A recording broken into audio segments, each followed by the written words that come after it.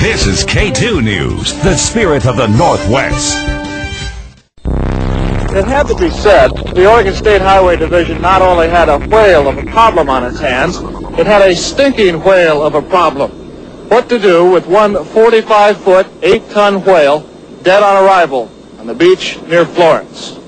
It had been so long since a whale had washed up in Lane County, nobody could remember how to get rid of one. In selecting its battle plan, the Highway Division decided the carcass couldn't be buried because it might soon be uncovered. It couldn't be cut up and then buried because nobody wanted to cut it up, and it couldn't be burned. So dynamite it was, some 20 cases or a half-ton of it. The hope was that the long-dead Pacific gray whale would be almost disintegrated by the blast, and that small pieces still around after the explosion would be taken care of by seagulls and other scavengers. Well, I'm confident that it'll work. The only thing is we're not sure just exactly how much explosives it'll take to disintegrate this thing, so the scavengers, seagulls and crabs and whatnot can clean it up. The dynamite was buried primarily on the leeward side of the big mammal, so as most of the remains would be blown toward the sea.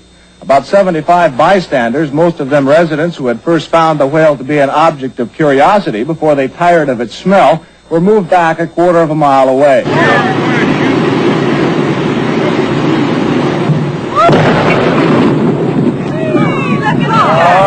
All right, Fred, you can take your hands out of your ears. Here comes pieces of...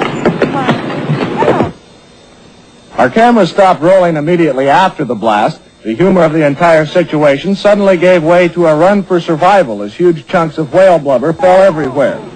A parked car over a quarter of a mile from the blast site was the target of one large chunk. The passenger compartment literally smashed. Fortunately, no human was hit as badly as the car. However, everyone on the scene was covered with small particles of dead whale.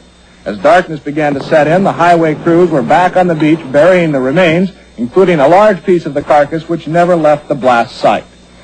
It might be concluded that should a whale ever wash ashore in Lane County again, those in charge will not only remember what to do, they'll certainly remember what not to do.